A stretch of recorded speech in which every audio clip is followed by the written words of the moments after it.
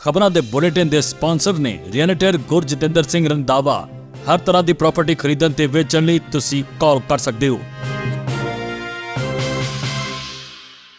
ਸਤਿ ਸ਼੍ਰੀ ਅਕਾਲ, ਤੁਸੀਂ ਦੇਖ ਰਹੇ ਹੋ ਪੰਜਾਬ ਮਿਲ USA TV। ਮੈਂ ਸੁਰਬੀ। ਖਬਰਾਂ ਦੇ ਇਸ ਬੁਲੇਟਿਨ 'ਚ ਤੁਹਾਡਾ ਬਹੁਤ-ਬਹੁਤ ਸਵਾਗਤ ਹੈ। ਪੇਸ਼ ਹਨ ਦੇਸ਼ ਵਿਦੇਸ਼ ਦੀਆਂ ਕੁਝ ਖਾਸ ਤੇ ਚੋਣਵੀਆਂ ਖਬਰਾਂ। ਅਮਰੀਕੀ ਨੌਜਵਾਨ ਤੇ ਅੱਤਵਾਦੀ ਹਮਲੇ ਦੀ ਯੋਜਨਾ ਬਣਾਉਣ ਦਾ ਦੋਸ਼ ਕੀਤਾ ਗਿਆ ਗਿਰਫਤਾਰ। ਗ੍ਰਹਿ ਸਕੱਤਰ ਬ੍ਰੇਵਰਮੈਨ ਨੇ UK 'ਚ ਦਾਖਲ ਹੋਣ ਦੌਰਾਨ ਸਮੁੰਦਰ 'ਚ ਡੁੱਬ ਕੇ ਮਰੇ ਪ੍ਰਵਾਸੀਆਂ ਦੀ ਮੌਤ ਤੇ ਪ੍ਰਗਟਾਇਆ ਦੁੱਖ। ਅਮਰੀਕਾ ਕੈਲੀਫੋਰਨੀਆ ਦੇ ਵਿੱਚ ਚੋਰ ਨੂੰ ਜ਼ਮੀਨ ਉੱਪਰ ਲੰਮਾ ਪਾ ਕੇ ਕੁੱਟਣ ਵਾਲੇ ਇੱਕ ਸਿੱਖ ਨੌਜਵਾਨ ਸਮੇਤ 2 ਮੁਲਾਜ਼ਮਾਂ ਵਿਰੁੱਧ ਨਹੀਂ ਹੋਵੇਗੀ ਕਾਰਵਾਈ। US ਦੇ ਹਵਾਈ ਸੂਬੇ ਦੇ ਜੰਗਲਾਂ 'ਚ ਲੱਗੀ ਇਤਿਹਾਸ ਦੀ ਸਭ ਤੋਂ ਭਿਆਨਕ ਅੱਗ, 100 ਦੇ ਕਰੀਬ ਪੁੱਜੀ ਮ੍ਰਿਤਕਾਂ ਦੀ ਗਿਣਤੀ। ਅਮਰੀਕਾ ਨੇ 77ਵੇਂ ਸੁਤੰਤਰਤਾ ਦਿਵਸ ਤੇ ਦਿੱਤੀਆਂ ਸ਼ੁਭਕਾਮਨਾਵਾਂ, ਕਿਹਾ ਇੰਡੀਆ US ਸਬੰਧ ਪਹਿਲੇ ਨਾਲੋਂ ਮਜ਼ਬੂਤ। ਹੁਣ ਖਬਰਾਂ ਵਿਸਥਾਰ ਦੇ ਨਾਲ।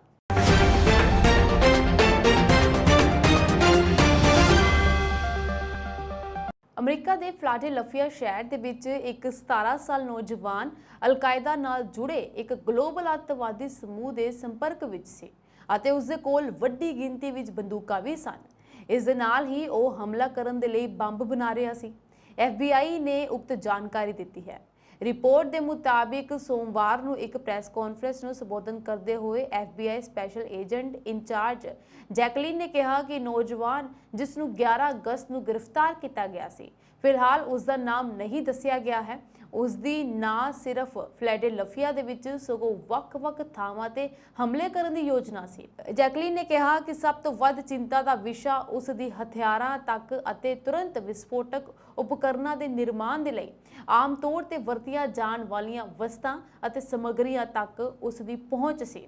ਉਸਨੇ ਜੋ ਚੀਜ਼ਾਂ ਖਰੀਦੀਆਂ ਉਹਨਾਂ ਦੇ ਵਿੱਚ ਰਣਨੀਤਿਕ ਉਪਕਰਨ, ਵਾਇਰਿੰਗ ਰਸਾਇਣ ਅਤੇ ਉਪਕਰਨ ਅਕਸਰ ਡੈਟੋਨੇਟਰ ਵਜੋਂ ਵਰਤੇ ਜਾਂਦੇ ਹਨ। ਏਜੰਟ ਨੇ ਕਿਹਾ ਕਿ ਇਹ ਖਰੀਦਦਾਰੀ ਪਿਛਲੇ ਕੁਝ ਹਫ਼ਤਿਆਂ ਦੇ ਅੰਦਰ ਕੀਤੀ ਗਈ ਸੀ, ਜਿਸ ਨੇ ਇਸ ਮਾਮਲੇ ਨੂੰ ਖਤਰੇ ਅਤੇ ਤਰਜੀਹ ਦੋਵਾਂ ਦੇ ਵਿੱਚ ਤੇਜ਼ੀ ਨਾਲ ਵਧਾ ਦਿੱਤਾ। ਜਾਂਚਕਰਤਾਵਾਂ ਨੇ ਸ਼ੱਕੀ ਦੀ ਗਤੀਵਿਧੀ ਦੀ ਨਿਗਰਾਨੀ ਕੀਤੀ ਹੈ ਜਦੋਂ ਇਹ ਪਤਾ ਲੱਗਾ ਕਿ ਉਹ ਅੱਤਵਾਦੀ ਸਮੂਹ ਕਾਤਿਬਤ ਅਲ-ਤੋਹੀਦ ਵਾਲ ਜਿਹਾਦ ਦੇ ਸੰਪਰਕ ਵਿੱਚ ਸੀ। ਇਹ ਇੱਕ ਅਲ-ਕਾਇਦਾ ਨਾਲ ਸੰਬੰਧਿਤ ਸਮੂਹ ਹੈ ਅਤੇ ਜੋ ਮੁੱਖ ਤੌਰ ਤੇ ਸੀਰੀਆ ਦੇ ਇਦਲਿਬ ਸੂਬੇ ਵਿੱਚ ਕੰਮ ਕਰਦਾ ਹੈ। FBI ਅਨੁਸਾਰ ਨੌਜਵਾਨ ਨੇ ਕਥਿਤ ਤੌਰ ਤੇ ਮਾਰਚ ਅਤੇ ਅਪ੍ਰੈਲ ਦੇ ਵਿੱਚ ਇੰਸਟਾਗ੍ਰਾਮ ਤੇ ਕੈਟੀਜ਼ੇ ਤੋਂ ਮੀਡੀਆ ਭੇਜਿਆ ਅਤੇ ਪ੍ਰਾਪਤ ਕੀਤਾ, ਜਿਸ ਵਿੱਚ ਬੰਬ ਬਣਾਉਣ ਦੇ ਤਰੀਕੇ ਸਮੇਤ ਅਪਰਾਧਿਕ ਕਾਰਵਾਈਆਂ ਲਈ ਅੱਤਵਾਦੀ ਪ੍ਰਚਾਰ ਅਤੇ ਮਾਰਗਦਰਸ਼ਨ ਸ਼ਾਮਲ ਸੀ। ਉਸ ਦੇ ਨਾਲ ਹੀ ਰਿਪੋਰਟ ਦੇ ਮੁਤਾਬਿਕ ਜੈਕਲੀਨ ਦੇ ਹਵਾਲੇ ਦੇ ਨਾਲ ਇਹ ਕਿਹਾ ਗਿਆ ਕਿ ਦੋਸ਼ੀ ਨੌਜਵਾਨ ਅੱਤਵਾਦੀ ਗਤੀਵਿਧੀਆਂ ਦੇ ਵਿੱਚ ਸ਼ਾਮਲ ਹੋਣ ਜਾਂ ਸਮਰਥਨ ਕਰਨ ਦੇ ਉਦੇਸ਼ ਨਾਲ ਵਿਦੇਸ਼ ਯਾਤਰਾ ਕਰਨ ਦੇ ਲਈ ਕਦਮ ਚੁੱਕ ਰਿਹਾ ਸੀ। ਇੱਕ ਬਿਆਨ ਦੇ ਵਿੱਚ ਫਿਲਾਡੈਲਫੀਆ ਦੇ ਜ਼ਿਲ੍ਹਾ ਅਟਾਰਨੀ ਲੈਰੀ ਕ੍ਰਾਸਟਰ ਨੇ ਇਹ ਵੀ ਕਿਹਾ ਕਿ ਸ਼ੱਕੀ ਨੌਜਵਾਨ ਦਾ ਨਾਮ ਉਸ ਦੀ ਉਮਰ ਦੇ ਕਾਰਨ ਨਹੀਂ ਦੱਸਿਆ ਗਿਆ ਅਤੇ ਇਸ ਵੇਲੇ ਉਹ ਰਾਜ ਦੇ ਦੋਸ਼ਾਂ ਦਾ ਸਾਹਮਣਾ ਕਰ ਰਿਹਾ ਹੈ। ਹਾਲਾਂਕਿ ਇਹ ਦੋਸ਼ ਬਦਲ ਜਾਣਗੇ। ਕ੍ਰਾਸਨਰ ਨੇ ਅੱਗੇ ਵੀ ਕਿਹਾ ਕਿ ਇਹ ਦੋਸ਼ ਸਮੂਹਿਕ ਵਿਨਾਸ਼ ਦੇ ਹਥਿਆਰ, ਅਪਰਾਧਿਕ ਸਾਜ਼ਿਸ਼, ਅਗਜਨੀ, ਤਬਾਹੀ ਪੈਦਾ ਕਰਨ ਜਾਂ ਜੋਖਮ ਦੇ ਵਿੱਚ ਪਾਉਣ, ਅਪਰਾਧਿਕ ਸ਼ਰਾਰਤ ਕਰਨ ਦੀ ਕੋਸ਼ਿਸ਼, ਅਪਰਾਧ ਦਾ ਇੱਕ ਸਾਧਨ ਰੱਖਣ ਅਤੇ ਕਿਸੇ ਹੋਰ ਵਿਅਕਤੀ ਨੂੰ ਲਾਪਰਵਾਹੀ ਨਾਲ ਖਤਰੇ ਵਿੱਚ ਪਾਉਂਦੇ ਹਨ। ਫਰਾਂਸ ਦੇ ਤੱਟ ਤੇ ਇੰਗਲਿਸ਼ ਚੈਨਲ 'ਚ ਇੱਕ ਛੋਟੇ ਜਹਾਜ਼ ਦੇ ਡੁੱਬਣ ਕਾਰਨ 6 ਪ੍ਰਵਾਸੀਆਂ ਦੀ ਮੌਤ ਹੋ ਜਾਣ ਤੋਂ ਬਾਅਦ ਬ੍ਰਿਟੇਨ ਦੇ ਵਿੱਚ ਵਿਰੋਧੀ ਧਿਰ ਨੇ ਅਸੁਰੱਖਿਅਤ ਛੋਟੇ ਜਹਾਜ਼ਾਂ ਦੇ ਮੁੱਦੇ ਤੇ ਕਾਰਵਾਈ ਕਰਨ ਦੇ ਲਈ ਸਰਕਾਰ ਤੇ ਐਤਵਾਰ ਨੂੰ ਦਬਾਅ ਬਣਾਇਆ। ਸ਼ਨੀਵਾਰ ਨੂੰ ਵਾਪਰੇ ਹਾਦਸੇ ਤੋਂ ਬਾਅਦ ਜਹਾਜ਼ 'ਚ ਸਵਾਰ 59 ਲੋਕਾਂ ਨੂੰ ਬਚਾ ਲਿਆ ਗਿਆ। ਬ੍ਰਿਟੇਨ ਦੇ ਗ੍ਰਹਿ ਮੰਤਰੀ ਸੁਏਲਾ ਬ੍ਰੇਵਰਮੈਨ ਨੇ ਹਾਦਸੇ 'ਚ ਲੋਕਾਂ ਦੀ ਮੌਤ ਤੇ ਦੁੱਖ ਪ੍ਰਗਟ ਕਰਦੇ ਹੋਏ ਕਿਹਾ ਕਿ ਉਹਨਾਂ ਨੇ ਬ੍ਰਿਟੇਨ ਸਰਹੱਦੀ ਫੋਰਸ ਦੀ ਟੀਮ ਨਾਲ ਗੱਲ ਕੀਤੀ ਹੈ। ਉੱਥੇ ਹੀ ਲੇਬਰ ਪਾਰਟੀ ਅਤੇ ਹੋਰ ਕਾਰਕੁਨਾਂ ਨੇ ਬ੍ਰਿਟੇਨ ਦੇ ਵਿੱਚ ਗੈਰ ਕਾਨੂੰਨੀ ਢੰਗ ਦੇ ਨਾਲ ਦਾਖਲ ਹੋਣ ਲਈ ਪ੍ਰਵਾਸੀਆਂ ਵੱਲੋਂ ਵਰਤੇ ਜਾਂਦੇ ਅਸੁਰੱਖਿਅਤ ਛੋਟੇ ਜਹਾਜ਼ਾਂ ਦੇ ਮੁੱਦੇ ਤੇ ਕਾਰਵਾਈ ਕਰਨ ਦੇ ਲਈ ਸਰਕਾਰ ਤੇ ਦਬਾਅ ਬਣਾਇਆ। ਬ੍ਰੇਵਰਮੈਨ ਨੇ ਸ਼ਨੀਵਾਰ ਨੂੰ ਟਵੀਟ ਕੀਤਾ ਕਿ ਮੇਰੀ ਹਮਦਰਦੀ ਹਾਦਸੇ ਤੋਂ ਪ੍ਰਭਾਵਿਤ ਲੋਕਾਂ ਦੇ ਨਾਲ ਹੈ। ਅੱਜ ਸਵੇਰੇ ਮੈਂ ਬਾਰਡਰ ਫੋਰਸ ਟੀਮ ਨਾਲ ਗੱਲ ਕੀਤੀ ਜੋ ਫਰਾਂਸੀਸੀ ਅਧਿਕਾਰੀਆਂ ਦੇ ਨਾਲ ਸਹਿਯੋਗ ਕਰ ਰਹੀ ਹੈ। ਇਹ ਜਹਾਜ਼ ਸ਼ਨੀਵਾਰ ਨੂੰ ਫਰਾਂਸ ਦੇ ਸੰਗਾਟੇ ਤੋਂ 20 ਕਿਲੋਮੀਟਰ ਦੂਰ ਸਮੁੰਦਰ ਵਿੱਚ ਡੁੱਬ ਗਿਆ। ਜਹਾਜ਼ ਵਿੱਚ ਸਮਰੱਥਾ ਤੋਂ ਵੱਧ ਲੋਕ ਸਵਾਰ ਸਨ। ਲੋਕਾਂ ਨੂੰ ਬਚਾਉਣ ਦੇ ਲਈ ਫਰਾਂਸ ਦੇ 5 ਜਹਾਜ਼, 2 ਬ੍ਰਿਟਿਸ਼ ਜਹਾਜ਼ ਅਤੇ 1 ਹੈਲੀਕਾਪਟਰ ਮੁਹਿੰਮ ਦੇ ਵਿੱਚ ਸ਼ਾਮਲ ਕੀਤੇ ਗਏ ਸਨ। ਬ੍ਰਿਟੇਨ ਸਰਕਾਰ ਦੇ ਇੱਕ ਬੁਲਾਰੇ ਨੇ ਵੀ ਕਿਹਾ ਕਿ ਇਹ ਘਟਨਾ ਛੋਟੇ ਜਹਾਜ਼ਾਂ ਰਾਹੀਂ ਚੈਨਲ ਨੂੰ ਪਾਰ ਕਰਨ ਦੇ ਜੋਖਮਾਂ ਦੀ ਫਿਰ ਤੋਂ ਯਾਦ ਦਿਵਾਉਂਦੀ ਹੈ ਅਤੇ ਇਹ ਬਹੁਤ ਜ਼ਰੂਰੀ ਹੈ ਕਿ ਅਸੀਂ ਤਸਕਰਾਂ ਦੇ ਕਾਰੋਬਾਰੀ ਮਾਡਲ ਨੂੰ ਤੋੜ ਦਈਏ ਅਤੇ ਇਹਨਾਂ ਕਿਸ਼ਤੀਆਂ ਨੂੰ ਰੋਕ ਦਈਏ। ਲੇਬਰ ਪਾਰਟੀ ਦੇ ਨੇਤਾ ਸਟੀਫਨ ਕਿਨੋਕ ਨੇ ਸਰਕਾਰ ਦੇ ਇਸ ਮੁੱਦੇ ਨੂੰ ਹੱਲ ਕਰਨ ਦੇ ਲਈ ਕੋਈ ਵਿਹਾਰਕ ਯੋਜਨਾ ਨਾ ਹੋਣ ਦਾ ਦੋਸ਼ ਲਗਾਇਆ। ਉਹਨਾਂ ਨੇ ਕਿਹਾ ਕਿ ਕਿਸ਼ਤੀਆਂ ਛੋਟੇ ਜਹਾਜ਼ਾਂ ਨਾਲ ਜੁੜੇ ਹਾਦਸਿਆਂ ਨੂੰ ਰੋਕਣ ਦੇ ਲਈ ਕਦਮ ਚੁੱਕਣ ਦਾ ਸਮਾਂ ਆ ਗਿਆ ਹੈ। ਅਸੀਂ ਬੈਠੇ ਨਹੀਂ ਰਹਿ ਸਕਦੇ ਕਿਉਂਕਿ ਲੋਕਾਂ ਦੀ ਜਾਨ ਖਤਰੇ ਦੇ ਵਿੱਚ ਹੈ। ਅਮਰੀਕਾ ਦੇ ਕੈਲੀਫੋਰਨੀਆ ਰਾਜ ਦੇ ਇੱਕ ਸਟੋਰ ਦੇ ਵਿੱਚ ਚੋਰ ਨੂੰ ਲੰਮਾ ਪਾ ਕੇ ਕੁੱਟਣ ਵਾਲੇ 2 ਵਰਕਰਾਂ ਦੇ ਵਿਰੁੱਧ ਕੋਈ ਕਾਰਵਾਈ ਨਹੀਂ ਹੋਵੇਗੀ। ਇਹ ਐਲਾਨ ਕੈਲੀਫੋਰਨੀਆ ਸੈਨ ਜੈਕੁਇਨ ਕਾਉਂਟੀ ਦੇ ਡਿਸਟ੍ਰਿਕਟ ਅਟਾਰਨੀ ਦਫ਼ਤਰ ਨੇ ਕੀਤਾ। ਡਿਸਟ੍ਰਿਕਟ ਅਟਾਰਨੀ ਰੋਨ ਫ੍ਰੀਟਸ ਨੇ ਕਿਹਾ ਕਿ ਸਟਾਕਟਨ 7-11 ਸਟੋਰ ਵਰਕਰ ਨਾ ਹੀ ਸ਼ੱਕੀ ਦੋਸ਼ੀ ਹਨ ਤੇ ਨਾ ਹੀ ਕਦੇ ਸ਼ੱਕੀ ਦੋਸ਼ੀ ਰਹੇ ਹਨ। ਉਹਨਾਂ ਨੇ ਵੀ ਕਿਹਾ ਕਿ ਇਸ ਘਟਨਾ ਦੇ ਨਾਲ ਸੰਬੰਧਿਤ ਜਾਂਚ ਉਸ ਸ਼ੱਕੀ ਵਿਅਕਤੀ ਨੂੰ ਨਾਮਜ਼ਦ ਕਰੇਗੀ ਜਿਸ ਨੇ ਧਮਕੀ ਦਿੱਤੀ ਤੇ ਲੁੱਟਣ ਦੀ ਕੋਸ਼ਿਸ਼ ਕੀਤੀ। ਪੁਲਿਸ ਨੇ ਚੋਰ ਦੀ ਪਛਾਣ ਟਾਇਰਵਨ ਫਰਾਜ਼ੀਰ ਵਜੋਂ ਕੀਤੀ ਹੈ। ਸਟਾਕਟਨ ਪੁਲਿਸ ਅਨੁਸਾਰ ਫਰਾਜ਼ੀਰ ਪਹਿਲਾਂ ਵੀ 2 ਵਾਰ ਇਸ ਸਟੋਰ ਨੂੰ ਲੁੱਟ ਚੁੱਕਿਆ ਹੈ ਤੇ ਉਸਨੇ ਸਟੋਰ ਵਰਕਰਾਂ ਨੂੰ ਦਖਲ ਦੇਣ ਤੇ ਮਾਰ ਦੇਣ ਦੀ ਚੇਤਾਵਨੀ ਵੀ ਦਿੱਤੀ ਸੀ। ਇੱਥੇ ਜ਼ਿਕਰਯੋਗ ਹੈ ਕਿ ਚੋਰ ਨਾਲ ਕੁੱਟਮਾਰ ਦੀ ਵੀਡੀਓ ਵਾਇਰਲ ਹੋਣ ਤੋਂ ਬਾਅਦ ਪੁਲਿਸ ਨੂੰ ਦਖਲ ਦੇਣਾ ਪਿਆ ਸੀ। ਅਮਰੀਕਾ ਦੀ ਮਾਉਈ ਕਾਉਂਟੀ ਸਰਕਾਰ ਨੇ ਕਿਹਾ ਕਿ ਹਵਾਈ ਦੇ ਵਿੱਚ ਜੰਗਲਾਂ ਦੇ ਵਿੱਚ ਲੱਗੀ ਅੱਗ ਕਾਰਨ ਮਰਨ ਵਾਲਿਆਂ ਦੀ ਗਿਣਤੀ ਐਤਵਾਰ ਤੱਕ 93 ਹੋ ਗਈ ਹੈ। ਇਸ ਤੋਂ ਪਹਿਲਾਂ ਹਵਾਈ ਦੇ ਗਵਰਨਰ ਜੋਸ਼ ਗ੍ਰੀਨ ਨੇ ਮਰਨ ਵਾਲਿਆਂ ਦੀ ਗਿਣਤੀ 99 ਦੱਸੀ ਸੀ। ਗ੍ਰੀਨ ਨੇ ਮੀਡੀਆ ਕਰਮੀਆਂ ਨੂੰ ਦੱਸਿਆ ਕਿ ਹਵਾਈ ਟਾਪੂ ਵਿੱਚ ਲੱਗੀ ਅੱਗ ਅਮਰੀਕਾ ਦੇ ਇਤਿਹਾਸ ਦੇ ਵਿੱਚ ਸਭ ਤੋਂ ਭਿਆਨਕ ਹੈ। ਮਾਉਈ ਕਾਉਂਟੀ ਸਰਕਾਰ ਨੇ ਇੱਕ ਅਪਡੇਟ ਦੇ ਵਿੱਚ ਦੱਸਿਆ ਪੁਸ਼ਟੀ ਕੀਤੀਆਂ ਗਈਆਂ ਮੌਤਾਂ ਦੀ ਗਿਣਤੀ ਵੱਧ ਕੇ 93 ਹੋ ਗਈ ਹੈ, ਜਿਨ੍ਹਾਂ ਦੇ ਵਿੱਚੋਂ 2 ਦੀ ਪਛਾਣ ਕਰ ਲਈ ਗਈ ਹੈ। ਉਹਨਾਂ ਨੇ ਇਹ ਵੀ ਕਿਹਾ ਹੈ ਕਿ ਹਵਾਈ ਵਿੱਚ ਜੰਗਲਾਂ ਦੀ ਅੱਗ ਖੁਸ਼ਕ ਅਤੇ ਗਰਮ ਮੌਸਮ ਕਾਰਨ ਫੈਲੀ ਸੀ ਅਤੇ ਤੂਫਾਨ ਡੋਰਾ ਕਾਰਨ ਚੱਲੀਆਂ ਤੇਜ਼ ਹਵਾਵਾਂ ਕਾਰਨ ਅੱਗ ਹੋਰ ਭੜਕ ਗਈ। ਅੱਗ 400 ਹੈਕਟਰ ਦੇ ਖੇਤਰ ਵਿੱਚ ਫੈਲ ਗਈ। ਅੱਗ ਨੇ ਪ੍ਰਸਿੱਧ ਸੈਰ ਸਪਾਟਾ ਸ਼ਹਿਰ ਲਾਹੇਨਾ ਸਮੇਤ ਕਈ ਬਸਤੀਆਂ ਨੂੰ ਤਬਾਹ ਕਰ ਦਿੱਤਾ। ਅਧਿਕਾਰੀ ਸੜਕਾਂ ਨੂੰ ਜਾਮ ਕਰਨ ਅਤੇ ਜਨਤਕ ਆਵਾਜਾਈ ਨੂੰ ਮੁਅੱਤਲ ਕਰਨ ਲਈ ਮਜਬੂਰ ਹਨ।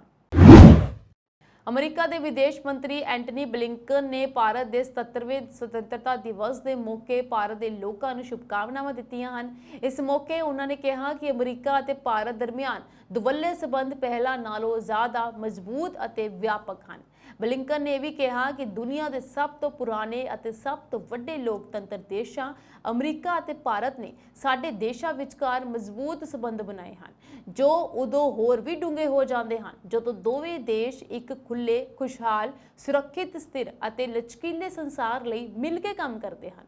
ਸੁਤੰਤਰਤਾ ਦਿਵਸ ਤੇ ਅਮਰੀਕੀ ਲੋਕਾਂ ਦੀ ਤਰਫੋਂ ਭਾਰਤੀਆਂ ਨੂੰ ਸ਼ੁਭਕਾਮਨਾਵਾਂ ਦਿੰਦੇ ਹੋਏ ਉਹਨਾਂ ਨੇ ਕਿਹਾ ਕਿ ਅਸੀਂ ਆਪਣੇ ਲੋਕਾਂ ਲਈ ਸ਼ਾਂਤੀ ਅਤੇ ਖੁਸ਼ਹਾਲੀ ਨੂੰ ਯਕੀਨੀ ਬਣਾਉਣ ਲਈ ਸਭ ਤੋਂ ਵੱਧ ਦਬਾਅ ਵਾਲੀਆਂ ਵਿਸ਼ਵ ਚੁਣੌਤੀਆਂ ਦੇ ਨਾਲ ਨਿਜਟਣ ਦੇ ਲਈ ਆਪਣੀ ਸਾਂਝੀ ਵਚਨਬੱਧਤਾ ਜਤਾਉਂਦੇ ਹਾਂ। ਪਿਛਲੇ ਸਾਲ ਨੇ ਦਿਖਾਇਆ ਹੈ ਕਿ ਅਮਰੀਕਾ ਭਾਰਤ ਸਬੰਧ ਪਹਿਲਾਂ ਨਾਲੋਂ ਡੂੰਘੇ ਅਤੇ ਵਿਆਪਕ ਹਨ। ਉਹਨਾਂ ਨੇ ਵੀ ਕਿਹਾ ਕਿ ਉਹ ਭਾਰਤ ਦੇ ਲੋਕਾਂ ਨੂੰ ਉਹਨਾਂ ਦੇ 77ਵੇਂ ਸੁਤੰਤਰਤਾ ਦਿਵਸ ਤੇ ਸ਼ੁਭਕਾਮਨਾਵਾਂ ਦਿੰਦੇ ਹਨ। ਵਿਦੇਸ਼ ਮੰਤਰੀ ਨੇ ਅੱਗੇ ਕਿਹਾ ਕਿ ਇਸ ਮਹੱਤਵਪੂਰਨ ਦਿਨ ਤੇ ਅਸੀਂ ਆਪਣੇ ਰਣਨੀਤਿਕ ਭਾਈਵਾਲੀ ਦੀ ਡੂੰਘਾਈ ਤੇ ਵਿਚਾਰ ਕਰਦੇ ਹਾਂ ਅਤੇ ਅਸੀਂ ਭਾਰਤੀ ਲੋਕਾਂ ਦੇ ਮਾਣਮੱਤੇ ਇਤਿਹਾਸ ਦਾ ਜਸ਼ਨ ਮਨਾਉਂਦੇ ਹਾਂ ਜੋ ਉਜਵਲ ਭਵਿੱਖ ਦੀ ਕੁੰਜੀ ਹੈ ਅਤੇ ਜਿਸ ਨੂੰ ਅਸੀਂ ਮਿਲ ਕੇ ਬਣਾ ਰਹੇ ਹਾਂ। ਭਾਰਤ ਦੇ ਸੁਤੰਤਰਤਾ ਦਿਵਸ ਨੂੰ ਮਨਾਉਣ ਦੇ ਲਈ ਹਫ਼ਤੇ ਦੇ ਅੰਤ ਵਿੱਚ ਹਜ਼ਾਰਾਂ ਭਾਰਤੀ ਅਮਰੀਕੀਆਂ ਨੇ ਆਪਣੇ ਘਰਾਂ ਦੇ ਬਾਹਰ ਅਤੇ ਬੋਸਟਨ, ਜਰਸੀ ਸਿਟੀ ਅਤੇ ਸ਼ਿਕਾਗੋ ਵਰਗੇ ਕਈ ਸ਼ਹਿਰਾਂ ਦੇ ਵਿੱਚ ਤਿਰੰਗਾ ਲਹਿਰਾਇਆ ਅਤੇ ਪਰੇਡ ਅਤੇ ਸੱਭਿਆਚਾਰਕ ਰੈਲੀਆਂ ਵੀ ਕੱਢੀਆਂ। ਮਿਨੀਸੋਟਾ ਦੇ ਗਵਰਨਰ ਟਿਮ ਵਾਲਸ ਨੇ 15 ਅਗਸਤ 2023 ਨੂੰ ਰਾਜ ਵਿੱਚ ਭਾਰਤ ਦਿਵਸ ਵਜੋਂ ਘੋਸ਼ਿਤ ਕੀਤਾ। ਉਹਨਾਂ ਨੇ ਕਿਹਾ ਕਿ ਭਾਰਤੀ ਅਮਰੀਕੀਆਂ ਦੇ ਯੋਗਦਾਨ ਅਤੇ ਵਿਰਾਸਤ ਨੇ ਇੱਕ ਬਿਹਤਰ ਰਾਸ਼ਟਰ ਅਤੇ ਰਾਜ ਦੇ ਨਿਰਮਾਣ ਦੇ ਵਿੱਚ ਅਹਿਮ ਭੂਮਿਕਾ ਨਿਭਾਈ ਹੈ। ਬੋਸਟਨ ਦੇ ਮੇਅਰ ਨੇ ਵੀ 15 ਅਗਸਤ ਨੂੰ ਭਾਰਤ ਦਾ ਸੁਤੰਤਰਤਾ ਦਿਵਸ ਐਲਾਨਿਆ। ਉਹਨਾਂ ਨੇ ਕਿਹਾ ਕਿ ਭਾਰਤੀ ਭਾਈਚਾਰਾ ਆਪਣੀ ਅਮੀਰ ਅਧਿਆਤਮਿਕ ਅਤੇ ਸੱਭਿਆਚਾਰਕ ਪਰੰਪਰਾਵਾਂ ਨੂੰ ਸ਼ਾਮਲ ਕਰਕੇ ਬੋਸਟਨ ਦੀ ਨਸਲੀ ਵਿਭਿੰਨਤਾ ਵਿੱਚ ਮਹੱਤਵਪੂਰਨ ਭੂਮਿਕਾ ਨਿਭਾਉਂਦਾ ਹੈ। ਅਮਰੀਕਾ ਦੇ ਸਾਬਕਾ ਰਾਸ਼ਟਰਪਤੀ ਡੋਨਲਡ ਟਰੰਪ ਅਤੇ 18 ਸਹਿਯੋਗੀਆਂ ਨੂੰ ਸੋਮਵਾਰ ਨੂੰ ਜਾਰਜੀਆ 'ਚ ਦੋਸ਼ੀ ਠਹਿਰਾਇਆ ਗਿਆ। ਉਸ ਦੇ ਰਾਜ ਵਿੱਚ 2020 ਦੀਆਂ ਚੋਣਾਂ ਵਿੱਚ ਆਪਣੀ ਹਾਰ ਨੂੰ ਗੈਰਕਾਨੂੰਨੀ ਢੰਗ ਨਾਲ ਉਲਟਾਉਣ ਦੀ ਸਾਜ਼ਿਸ਼ ਰਚਣ ਦਾ ਦੋਸ਼ ਸੀ। ਸਾਬਕਾ ਰਾਸ਼ਟਰਪਤੀ ਵਿਰੁੱਧ ਇਹ ਚੌਥਾ ਅਪਰਾਧਿਕ ਮਾਮਲਾ ਹੈ ਅਤੇ ਇਸ ਮਹੀਨੇ ਦੂਜਾ ਮਾਮਲਾ ਹੈ ਜਿਸ ਵਿੱਚ ਦੋਸ਼ ਹੈ ਕਿ ਉਸਨੇ ਵੋਟਾਂ ਦੇ ਨਤੀਜਿਆਂ ਨੂੰ ਉਲਟਾਉਣ ਦੀ ਕੋਸ਼ਿਸ਼ ਕੀਤੀ।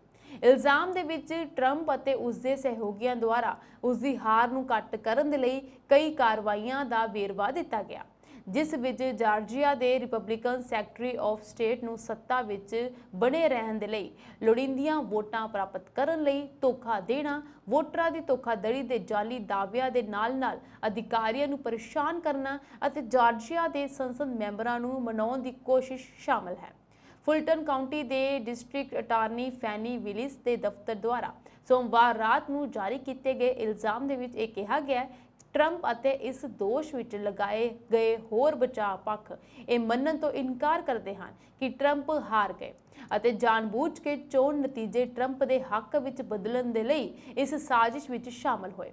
ਹੋਰ ਬਚਾਓ ਪੱਖਾਂ ਵਿੱਚ ਵਾਈਟ ਹਾਊਸ ਦੇ ਸਾਬਕਾ chief of staff Mark Meadows, Trump ਦੇ ਨਿੱਜੀ ਅਟਾਰਨੀ ਰੂਡੀ ਗਿਓਲਿਆਨੀ ਅਤੇ ਟਰੰਪ ਪ੍ਰਸ਼ਾਸਨ ਦੇ ਨਿਆਂ ਵਿਭਾਗ ਦੇ ਅਧਿਕਾਰੀ ਜੈਫਰੀ ਕਲਾਰਕ ਸ਼ਾਮਲ ਹਨ, ਜਿਨ੍ਹਾਂ ਨੇ ਜਾਰਜੀਆ ਦੇ ਵਿੱਚ ਆਪਣੀ ਚੋਣ ਹਾਰ ਨੂੰ ਰੋਕਣ ਦੇ ਲਈ ਆਪਣੀਆਂ ਕੋਸ਼ਿਸ਼ਾਂ ਤੇਜ਼ ਕੀਤੀਆਂ ਹਨ।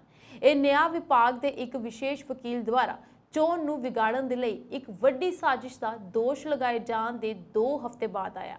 6 ਜਨਵਰੀ 2021 ਨੂੰ ਯੂਐਸ ਕੈਪੀਟਲ ਵਿੱਚ ਦੰਗਿਆਂ ਦੇ 2.5 ਸਾਲਾਂ ਬਾਅਦ ਅਮਰੀਕੀ ਲੋਕਤੰਤਰ ਦੀ ਨੀਂਹ ਉੱਤੇ ਹੋਏ ਹਮਲੇ ਦੇ ਲਈ ਟਰੰਪ ਨੂੰ ਜਵਾਬਦੇਹ ਠਹਿਰਾਉਣ ਦੇ ਲਈ ਕਦਮ ਚੁੱਕੇ ਗਏ ਹਨ। ਇਲਜ਼ਾਮ ਦੇ ਵਿੱਚ ਟਰੰਪ ਤੇ ਜਾਰਜੀਆ ਦੇ ਸੈਕਟਰੀ ਆਫ ਸਟੇਟ ਬ੍ਰੈਂਡ ਰੈਫਿਨੇਸ ਪਰਗਰ ਅਤੇ ਹੋਰ ਰਾਜ ਚੋਣ ਅਧਿਕਾਰੀਆਂ ਨੇ ਕੀਤੇ ਗਏ ਦਾਅਵਿਆਂ ਦੀ ਇੱਕ ਲੜੀ ਦੇ ਲਈ 2 ਜਨਵਰੀ 2021 ਨੂੰ ਝੂਠੇ ਬਿਆਨ ਅਤੇ ਲਿਖਤਾਂ ਦੇਣ ਦਾ ਦੋਸ਼ ਲਗਾਇਆ ਹੈ। 2020 ਦੀਆਂ ਚੋਣਾਂ ਦੇ ਵਿੱਚ ਵੋਟ ਪਾਉਣ ਵਾਲੇ 4500 ਤੋਂ ਵੱਧ ਲੋਕ ਰਜਿਸਟ੍ਰੇਸ਼ਨ ਸੂਚੀ ਵਿੱਚ ਨਹੀਂ ਸਨ ਅਤੇ ਫੁਲਟਨ ਕਾਉਂਟੀ ਚੋਣ ਵਰਕਰ ਰੂਬੀ ਫਰੀਮੈਨ ਇੱਕ ਪੇਸ਼ੇਵਰ ਵੋਟ ਸਕੈਮਰ ਸੀ। ਅਮਰੀਕੀ ਸੂਬੇ ਮਿਸ਼ੀਗਨ 'ਚ ਇੱਕ ਵੱਡਾ ਹਾਦਸਾ ਵਾਪਰਿਆ। ਦਰਅਸਲ ਇੱਥੇ 에ਅਰ ਸ਼ੋਅ ਦਾ ਆਯੋਜਨ ਕੀਤਾ ਜਾ ਰਿਹਾ ਸੀ। ਇਸ ਦੌਰਾਨ ਇੱਕ ਵਿੰਟੇਜ ਲੜਾਕੂ ਜਹਾਜ਼ ਨੂੰ ਅਚਾਨਕ ਧਮਾਕੇ ਤੋਂ ਬਾਅਦ ਅੱਗ ਲੱਗ ਗਈ। ਇਸ ਘਟਨਾ ਦਾ ਇੱਕ ਵੀਡੀਓ ਵੀ ਸਾਹਮਣੇ ਆਇਆ ਹੈ ਜਿਸ ਵਿੱਚ ਸਾਫ਼ ਦੇਖਿਆ ਜਾ ਸਕਦਾ ਹੈ ਕਿ 에ਅਰ ਸ਼ੋਅ ਦੌਰਾਨ ਜਹਾਜ਼ ਲਹਿਰਾਉਂਦਾ ਹੋਇਆ ਅੱਗੇ ਵੱਧਦਾ ਹੈ ਤਾਂ ਇੱਕ ਅਪਾਰਟਮੈਂਟ ਕੰਪਲੈਕਸ ਨੇੜੇ ਅਚਾਨਕ ਜ਼ੋਰਦਾਰ ਧਮਾਕੇ ਤੋਂ ਬਾਅਦ ਇਸ 'ਚ ਅੱਗ ਲੱਗ ਜਾਂਦੀ ਹੈ ਤੇ ਧੂਏ ਦੇ ਬੱਦਲ ਛਾ ਜਾਂਦੇ ਹਨ। ਹਾਲਾਂਕਿ ਇਸ ਜੈਟ ਵਿੱਚ ਬੈਠੇ ਲੋਕ ਪੈਰਾਸ਼ੂਟ ਰਾਹੀਂ ਸੁਰੱਖਿਅਤ ਬਾਹਰ ਨਿਕਲ ਗਏ। ਵੇਨ ਕਾਉਂਟੀ 에ਅਰਪੋਰਟ ਦੇ ਬੁਲਾਰੇ ਰੈਂਡੀ ਵਿੰਬਲੇ ਦੇ ਦੱਸਣ ਮੁਤਾਬਿਕ ਇਹ ਮਿਗ ਸੋਵੀਅਤ ਦੇ ਸਮੇਂ ਦਾ ਸੀ। ਮਿਗ 23 'ਚ ਇਕੱਠੇ ਬੈਠੇ ਯਾਤਰੀਆਂ ਅਤੇ ਪਾਇਲਟ ਨੂੰ ਹੇਠਾਂ ਆਉਣ ਤੋਂ ਬਾਅਦ ਸਾਵਧਾਨੀ ਦੇ ਤੌਰ ਤੇ ਹਸਪਤਾਲ ਦਾਖਲ ਕਰਵਾਇਆ ਗਿਆ। ਜਹਾਜ਼ ਵਿੱਚ ਸਵਾਰ 2 ਯਾਤਰੀ ਪੈਰਾਸ਼ੂਟ ਰਾਹੀਂ ਬੇਲੇਵਿਲ ਝੀਲ ਵਿੱਚ ਸੁਰੱਖਿਅਤ ਉਤਰੇ। ਅਮਰੀਕਾ ਦੇ ਐਰੀਜ਼ੋਨਾ ਸੂਬੇ 'ਚ ਗ੍ਰੈਂਡ ਕੈਨੀਅਨ ਤੋਂ ਕਰੀਬ 100 ਫੁੱਟ ਹੇਠਾਂ ਡਿੱਗਣ ਤੋਂ ਬਾਅਦ 13 ਸਾਲਾ ਮੁੰਡਾ ਜਿੰਦਾ ਬਚ ਗਿਆ, ਜੋ ਕਿਸੇ ਚਮਤਕਾਰ ਤੋਂ ਘੱਟ ਨਹੀਂ।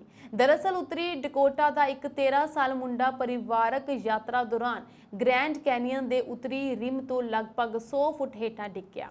ਅਧਿਕਾਰੀਆਂ ਨੇ ਇਹ ਵੀ ਦੱਸਿਆ ਕਿ ਵਿਅਟ ਕੌਫਮੈਨ ਮੰਗਲਵਾਰ ਨੂੰ ਇੱਕ ਚਟਾਨ ਤੋਂ ਤਿਲਕ ਗਿਆ ਅਤੇ ਬ੍ਰਾਈਟ ਐਂਜਲ ਪੁਆਇੰਟ ਟ੍ਰੇਲ ਦੇ ਲਗਭਗ 100 ਫੁੱਟ ਹੇਠਾਂ ਡਿੱਗ ਗਿਆ।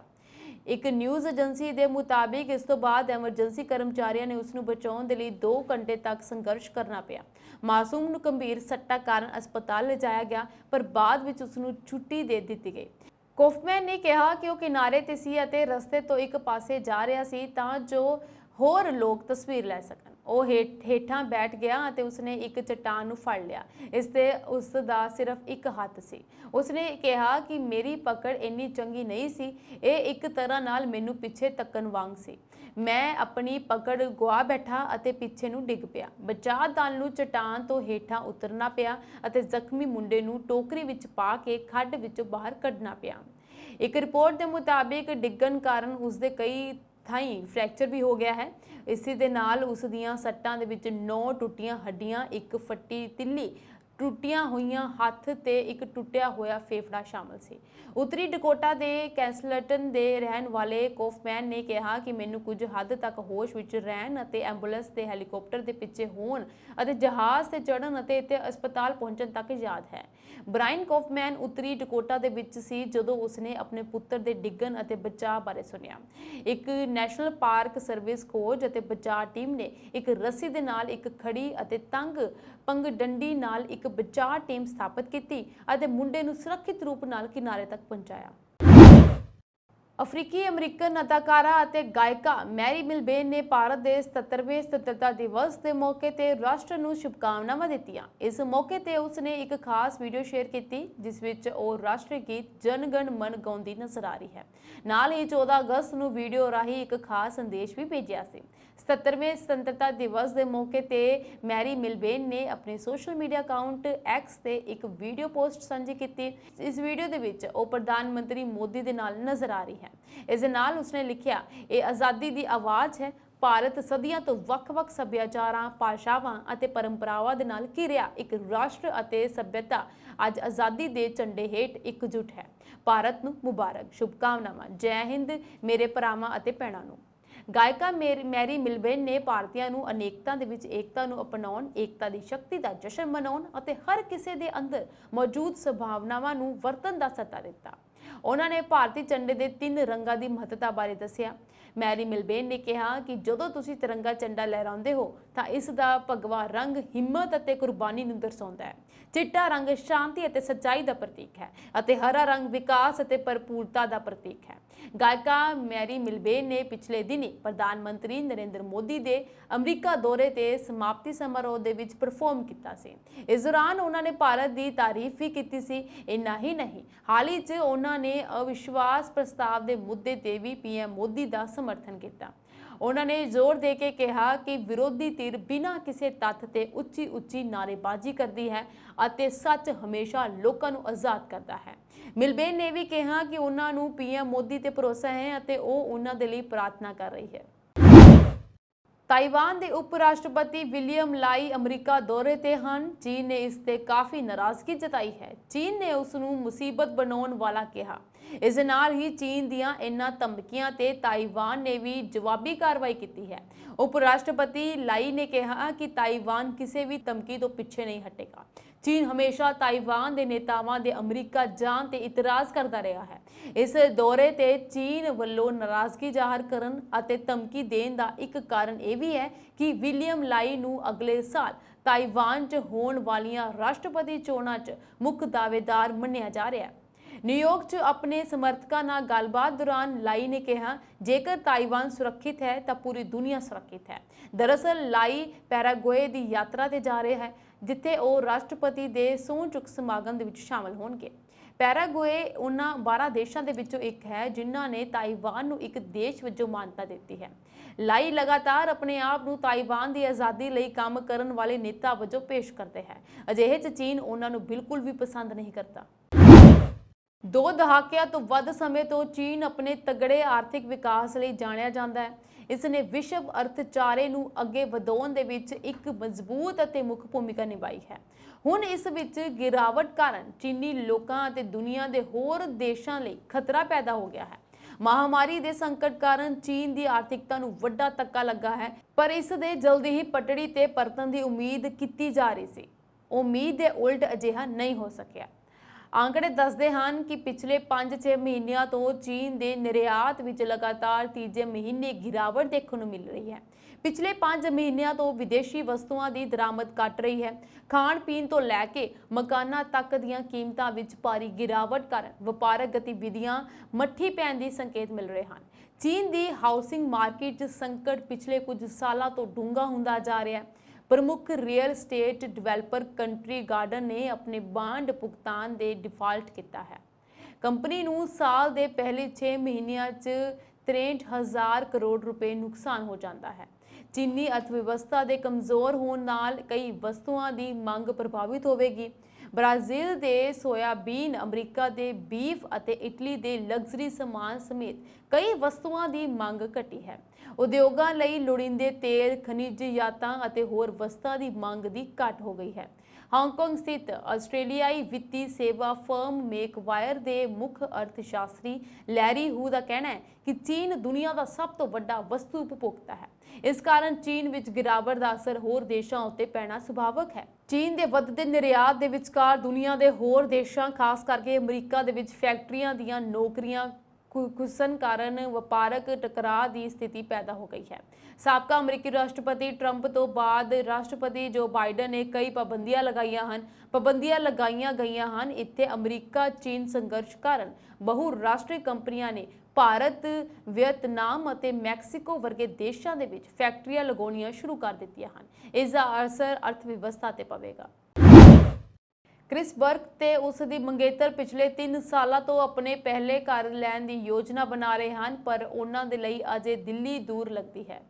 ਉਹਨਾਂ ਨੂੰ ਇੱਕ ਇੰਟਰਵਿਊ ਦੇ ਵਿੱਚ ਦੱਸਿਆ ਹੈ ਕਿ ਉਹਨਾਂ ਲਈ ਸਭ ਤੋਂ ਵੱਡੀ ਚੁਣੌਤੀ ਡਾਊਨ ਪੇਮੈਂਟ ਸੀ। ਜੇ ਉਸ ਦਾ ਜੁਗਾੜ ਹੋਇਆ ਤਾਂ ਹੁਣ ਵਿਆਜ ਦਰਾਂ ਦੇ ਵਿੱਚ ਹੋਏ ਅੰਤਾਂ ਦੇ ਵਾਧੇ ਕਾਰਨ ਘਰ ਦੀ ਮਲਕੀਅਤ ਹਾਸਲ ਕਰਨਾ ਔਖਾ ਲੱਗ ਰਿਹਾ ਹੈ। ਇਸ ਜੋੜੇ ਨੇ ਆਖਿਆ ਹੈ ਕਿ ਇਸ ਹਿਸਾਬ ਦੇ ਨਾਲ ਉਹ ਕਦੇ ਘਰ ਨਹੀਂ ਲੈ ਪਾਣਗੇ, ਕਦੋਂ ਵਿਆਹ ਕਰਵਾਉਣਗੇ ਤੇ ਕਦੋਂ ਬੱਚਿਆਂ ਦੀ ਪਲੈਨਿੰਗ ਕਰਨਗੇ। ਜਦੋਂ ਵੀ ਉਹ ਘਰ ਲੈਣ ਦੀ ਕੋਸ਼ਿਸ਼ ਕਰਦੇ ਹਨ, ਉਦੋਂ ਹੀ ਉਹਨਾਂ ਦਾ ਟੀਚਾ ਕੋਈ ਨਾ ਕੋਈ ਨਵੀਂ ਸਮੱਸਿਆ ਆਉਣ ਕਾਰਨ ਥੋੜਾ ਹੋਰ ਦੂਰ ਹੋ ਜਾਂਦਾ ਹੈ। ਬਹੁਤੀ ਨੌਜਵਾਨ ਪੀੜ੍ਹੀ ਇਹੋ ਮੰਨ ਰਹੀ ਹੈ ਕਿ ਘਰ ਲੈਣ ਦਾ ਉਹਨਾਂ ਦਾ ਸੁਪਨਾ ਅਜੇ ਕੁਝ ਸਾਲ ਹੋਰ ਸਾਕਾਰ ਨਹੀਂ ਹੁੰਦਾ ਲੱਗਦਾ। ਪਰ ਵੇਖਣ ਵਾਲੀ ਗੱਲ ਇਹ ਹੈ ਕਿ ਫੈਡਰਲ ਲਿਬਰਲਾਂ ਲਈ ਹਾਊਸਿੰਗ ਮਾਰਕੀਟ ਦਾ ਇਹ ਸੰਕਟ ਗਲੇ ਦੀ ਹੱਡੀ ਬਣ ਸਕਦਾ ਹੈ ਤੇ ਉਹਨਾਂ ਦੇ ਲਈ ਸਿਆਸੀ ਚੁਣੌਤੀਆਂ ਵੀ ਬਣ ਸਕਦਾ ਹੈ। ਬਰਕ ਨੇ ਆਖਿਆ ਹੈ ਕਿ ਉਹ ਲਿਬਰਲਾਂ ਨੂੰ ਵੀ ਵੋਟ ਪਾਉਂਦਾ ਆਇਆ ਹੈ, ਪਰ ਅਗਲੀ ਵਾਰੀ ਉਹ ਅਜਿਹਾ ਨਹੀਂ ਕਰੇਗਾ। ਮਹਾਰਾ ਦਾ ਵੀ ਇਹੋ ਆਖਣਾ ਹੈ ਕਿ ਜੇ ਸਮਾਂ ਰਹਿੰਦਿਆਂ ਕੋਈ ਠੋਸ ਕਾਰਵਾਈ ਨਾ ਕੀਤੀ ਗਈ ਤਾਂ ਹਾਊਸਿੰਗ ਸੰਕਟ ਕਾਰਨ ਅਗਲੀਆਂ ਚੋਣਾਂ ਦੇ ਵਿੱਚ ਲਿਬਰਲ ਪਾਰਟੀ ਨੂੰ ਮੂੰਹ ਦੀ ਖਾਣੀ ਪੈ ਸਕਦੀ ਹੈ। ਮਿਲਟਨ ਵਿੱਚ ਹਾਈਵੇ 401 ਉੱਤੇ 2 ਗੱਡੀਆਂ ਦੇ ਆਮੋ-ਸਾਹਮਣੇ ਹੋਈ ਟੱਕਰ ਵਿੱਚ ਇੱਕ ਵਿਅਕਤੀ ਗੰਭੀਰ ਰੂਪ ਵਿੱਚ ਜ਼ਖਮੀ ਹੋ ਗਿਆ, ਜਦਕਿ ਦੂਜੇ ਨੂੰ ਨਸ਼ਾ ਕਰਕੇ ਗੱਡੀ ਚਲਾਉਣ ਦੇ ਦੋਸ਼ ਵਿੱਚ ਹਿਰਾਸਤ ਦੇ ਵਿੱਚ ਲੈ ਲਿਆ ਗਿਆ। ਇਸ ਮਾਮਲੇ ਦੀ ਜਾਂਚ ਲਈ ਹਾਈਵੇ ਦੇ ਇਸ ਹਿੱਸੇ ਨੂੰ ਥੋੜੀ ਦੇਰ ਲਈ ਬੰਦ ਕਰ ਦਿੱਤਾ ਗਿਆ। ਇਹ ਹਾਦਸਾ ਸੋਮਵਾਰ ਨੂੰ ਸਵੇਰੇ 5 ਵਜੇ ਦੇ ਨੇੜੇ-ਤੇੜੇ ਗੁਐਲਫ ਲਾਈਨ ਤੇ ਪੱਛਮ ਵਾਲੀਆਂ ਲੇਨਜ਼ ਵਿੱਚ ਵਾਪਰਿਆ। ਓਨਟਾਰੀਓ ਪ੍ਰੋਵਿਜ਼ਨਲ ਪੁਲਿਸ ਵੱਲੋਂ ਦਿੱਤੀ ਗਈ ਜਾਣਕਾਰੀ ਅਨੁਸਾਰ ਇਸ ਹਾਦਸੇ ਦੇ ਵਿੱਚ 2 ਗੱਡੀਆਂ ਸ਼ਾਮਲ ਹਨ ਤੇ ਗਲਤ ਪਾਸੇ ਆਉਣ ਵਾਲੀ ਗੱਡੀ ਦੇ ਡਰਾਈਵਰ ਨੂੰ ਨਸ਼ਾ ਕਰਕੇ ਗੱਡੀ ਚਲਾਉਣ ਦੇ ਸ਼ੱਕ ਵਿੱਚ ਹਿਰਾਸਤ ਦੇ ਵਿੱਚ ਲੈ ਲਿਆ ਗਿਆ ਹੈ। ਦੂਜੀ ਗੱਡੀ ਦੇ ਡਰਾਈਵਰ ਨੂੰ ਗੰਭੀਰ ਜ਼ਖਮੀ ਹਾਲਤ ਦੇ ਵਿੱਚ ਹਸਪਤਾਲ ਲਿਜਾਇਆ ਗਿਆ। ਹਿਰਾਸਤ ਦੇ ਵਿੱਚ ਲਏ ਗਏ ਡਰਾਈਵਰ ਨੂੰ ਬਹੁਤੀਆਂ ਸੱਟਾਂ ਨਹੀਂ ਲੱਗੀਆਂ ਹਨ। ਪੱਛਮ ਵਾਲੇ ਪਾਸੇ ਜਾਣ ਵਾਲੇ ਟ੍ਰੈਫਿਕ ਨੂੰ ਗੁਐਲਫ ਲਾਈਨ ਵਾਲੇ ਪਾਸਿਓਂ ਭੇਜਿਆ ਜਾ ਰਿਹਾ ਹੈ। ਪੂਰਬ ਵਾਲੀਆਂ ਸਾਰੀਆਂ ਲੇਨਸ ਖੁੱਲੀਆਂ ਹਨ। ਹਾਈਵੇ ਨੂੰ ਮੁੜ ਕਦੋਂ ਖੋਲ੍ਹਿਆ ਜਾਵੇਗਾ, ਇਸ ਬਾਰੇ ਅਜੇ ਕੋਈ ਜਾਣਕਾਰੀ ਨਹੀਂ ਦਿੱਤੀ ਗਈ। ਭਾਰਤ ਵਿੱਚ ਅੱਜ ਆਜ਼ਾਦੀ ਦਿਹਾੜਾ ਮਨਾਇਆ ਜਾ ਰਿਹਾ ਹੈ। ਅਮਰੀਕਾ ਵਿੱਚ ਵੀ ਇਹ ਦਿਹਾੜਾ ਮਨਾਇਆ ਜਾਵੇਗਾ ਜੋ ਭਾਰਤੀਆਂ ਦਾ ਸੁਤੰਤਰਤਾ ਦਿਵਸ ਹੈ। ਅਮਰੀਕੀ ਵਣਜ ਦੂਤਘਰ ਵਿੱਚ ਇਹ ਦਿਹਾੜਾ ਮਨਾਉਣ ਦੇ ਲਈ ਭਾਰਤੀਆਂ ਨੇ ਸੁੰਦਰ ਰੰਗਾਂ ਦੀ ਇੱਕ ਰੰਗੋਲੀ ਬਣਾਈ ਹੈ। ਉਹਨਾਂ ਨੇ ਇਸ ਰੰਗੋਲੀ ਦੀ ਵੀਡੀਓ ਆਪਣੀ YouTube ਸਾਈਟ ਤੇ ਵੀ ਅਪਲੋਡ ਕੀਤੀ ਹੈ। ਨਾਲ ਹੀ ਉਹਨਾਂ ਨੇ ਇਹ ਸੰਦੇਸ਼ ਵੀ ਦਿੱਤਾ ਹੈ। US ਕੌਂਸੂਲੇਟ ਨੇ ਦੇਸ਼ ਵਿਦੇਸ਼ਾਂ ਦੇ ਵਿੱਚ ਵਸਦੇ ਭਾਰਤੀ ਦੋਸਤਾਂ ਨੂੰ ਇੱਕ ਸੁਨੇਹਾ ਵੀ ਦਿੱਤਾ ਅਤੇ ਕਿਹਾ ਕਿ ਭਾਰਤ ਦੇ ਸੁਤੰਤਰਤਾ ਦਿਵਸ ਦੀ ਪੂਰਵ ਸੰਧਿਆ ਤੇ ਅਸੀਂ ਤੁਹਾਡੇ ਨਾਲ ਇੱਕ ਵੀਡੀਓ ਸਾਂਝਾ ਕਰਨਾ ਚਾਹੁੰਦੇ ਹਾਂ ਤਾਂ ਜੋ ਕੌਂਸੂਲੇਟ ਭਾਈਚਾਰੇ ਨੇ 15 ਅਗਸਤ ਨੂੰ ਮਨਾਉਣ ਦੇ ਲਈ ਬਣਾਈ ਹੈ। ਅਸੀਂ ਉਮੀਦ ਕਰਦੇ ਹਾਂ ਕਿ ਤੁਹਾਡਾ ਕੱਲ ਦਾ ਦਿਨ ਬਹੁਤ ਵਧੀਆ ਰਹੇ, ਕਿਉਂਕਿ ਤੁਸੀਂ ਆਜ਼ਾਦੀ ਤੋਂ ਬਾਅਦ ਭਾਰਤ ਦੇਸ਼ ਅਤੇ ਇਸ ਦੀਆਂ ਕਦਰਾਂ ਕੀਮਤਾਂ ਦੀ ਆਪਣੀ ਯਾਤਰਾ ਬਾਰੇ ਸੋਚਦੇ ਹੋ ਅਤੇ ਉਹਨਾਂ ਨੂੰ ਬਰਕਰਾਰ ਰੱਖਦੇ ਹੋ। ਅਮਰੀਕਾ ਵਿੱਚ ਭਾਰਤੀਆਂ ਅਤੇ ਅਮਰੀਕੀਆਂ ਦੁਆਰਾ ਇਕੱਠੇ ਹੋ ਕੇ ਬਣਾਈ ਗਈ ਰੰਗੋਲੀ ਦੀ ਉਹਨਾਂ ਦੀ ਇੱਕ ਵੀਡੀਓ ਵੀ ਸਾਂਝੀ ਕੀਤੀ ਗਈ। ਇਹ ਸਾਂਝੀ ਦੇਸ਼ ਵਿਦੇਸ਼ ਦੀਆਂ ਕੁਝ ਖਾਸ ਤੇ ਚੋਣਵੀਆਂ ਖਬਰਾਂ। ਹੋਰ ਖਬਰਾਂ ਦੇ ਨਾਲ ਜੁੜੇ ਰਹਿਣ ਦੇ ਲਈ ਤੁਸੀਂ ਬਣੇ ਰਹੋ ਪੰਜਾਬ ਮੇਲ USA TV ਦੇ ਨਾਲ।